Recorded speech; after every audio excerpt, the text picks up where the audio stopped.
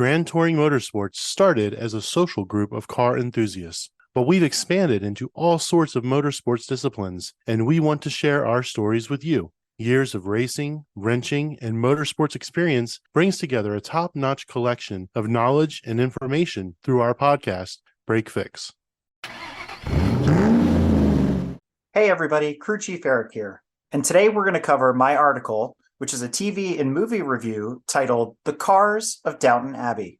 It probably goes without saying that many of us have taken our newfound extra time to catch up on shows and movies we just didn't have extra cycles to spend on in the past. And if you've been following my previous articles or know me personally, you know I have a soft spot for period or historical pieces. That said, I was convinced to check out, of all things, Downton Abbey. It was a popular PBS and Masterpiece theater drama from 2010 to 2015, with a follow-on movie in 2019 and in 2021, about the lives of English aristocrats and their servants taking place from the sinking of the Titanic in 1912 through World War I all the way into the mid-1920s. The show is best known for its intricate plot lines, period-appropriate costumes, and overt politeness, but it's also chock full of running and driving classic cars. What does Lord Grantham drive? Early in the show, we're introduced to Tom the chauffeur, one of my favorite rabble-rousers, who spends most of his time trying to seduce the youngest of Lord Grantham's daughters, Sybil, played by Jessica Brown Findlay, and the rest of his time is spent wrenching or driving the family to and from the village or the train station. This meant many shots of the garage and scenes with classic cars on the move and playing many rounds of I Spy, including some early Fiats, Austins, and more. I was immediately taken aback by the presence of a French car, the 1911 Renault, in a British household, and I'd identified it first by the distinct nose which I'd seen before on other early Renaults, like the one we saw at the Simeone Foundation, and also the color scheme. Maybe that's not a big deal, but it just seems off for some reason. Following the Downton timeline, this brass-era Renault was in service for about 7 years before the family acquired the 1924 Sunbeam 20/60 horsepower during the early part of 1920.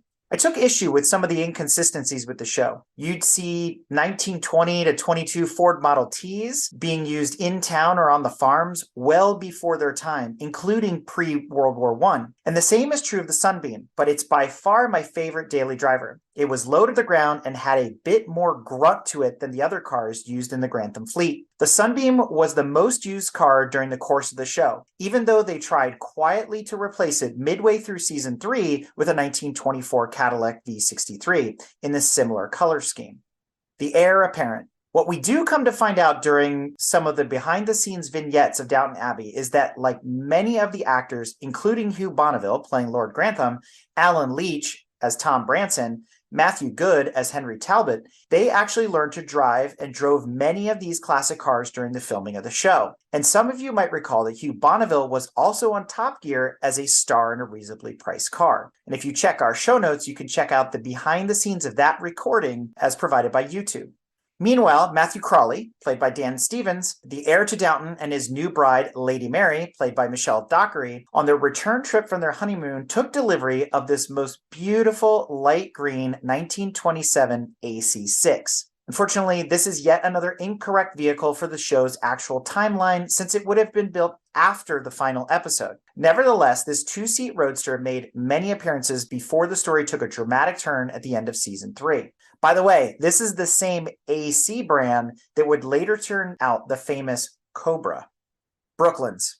As we've talked about in previous articles, formal racing started in the early 20th century, and by 1925 it wasn't a new concept, but it was proposed in the series as something foreign and exotic. To everyone except for Tom, the, quote, former chauffeur at this point, the introduction of, quote, yet another suitor for Lady Mary does make one's eyes roll, but by season 6, Henry Talbot was a candidate that I could support. A handsome, stylish English racing driver, woohoo! Apparently not related to the Talbot Sunbeam, or Talbot Durac car builder from what we can surmise. Henry is seen sporting around in a flat black Bentley Roadster and repeatedly invites the Crawley family to come see him test the new car and finally race at Brooklands. And for those that aren't familiar, the Brooklands racetrack in 1925 Downton time is a 2.7-mile racing circuit and aerodrome built near Weybridge in Surrey, England. It opened in 1907 and was the world's first purpose-built motor racing circuit, as well as one of Britain's first airfields,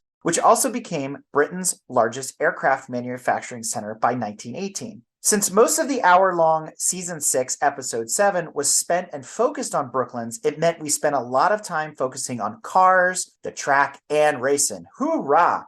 And when asked, I don't understand the attraction to racing, Tom replies, it's all about the speed. I might have blurted out an obligatory amen, even if the top speed was only 60 miles an hour. Now, if you're a connoisseur of European racing circuits, you will quickly identify from various camera angles that this episode was actually filmed at Goodwood Circuit, home of the Goodwood Festival of Speed, and not Brooklands. Brooklands hosted its last race in 1939, and today part of it forms the Brooklands Museum, a major aviation and motoring museum, as well as a venue for vintage car, motorcycle, and other transport-related events. Many parts of Brooklands are in disrepair and other parts don't exist. However, Brooklands was recently featured in a James May special called Toy Stories, specifically Season 1, Episode 4, where he recreated the circuit on location using Scalextric slot cars and setting a world record. I can save you about 1,000 more words because there's actually a behind-the-scenes look of the Downton Brooklands episode, and it's a great summary of why the cars from this era are still amazing today. So you can check that out in the article, and the video is provided on YouTube. Spoiler alert, because of the way the show was written, you have a premonition that, quote, something bad is inevitably going to happen at Brooklands. Therefore, as Henry Talbot and his best friend Charles Rogers are entered in the race with most of the Crawley family, Bertie Pelham and Laura Edmonds as spectators, Charlie Rogers is killed in an accident during the race. At this point, my wife turns to me and says, "You're going to write about this, eh?" "Yes, ma'am, I am."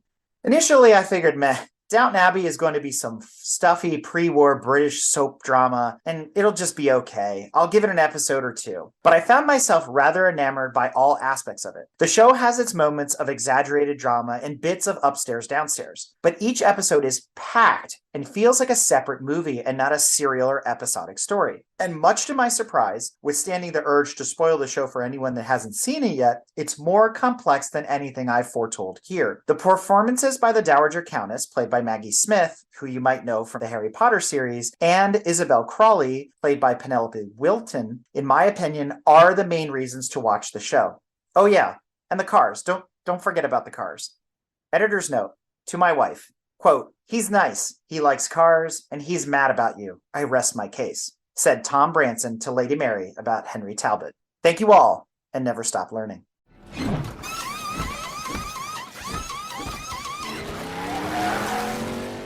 We hope you enjoyed another awesome episode of Break Fix Podcast, brought to you by Grand Touring Motorsports.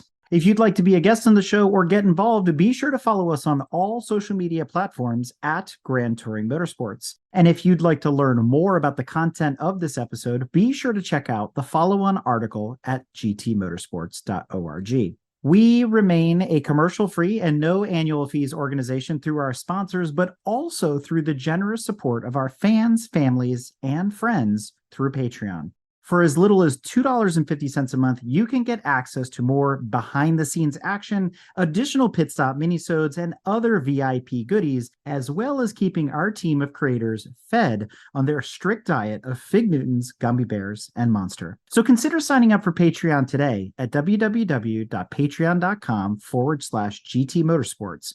And remember, without you, none of this would be possible.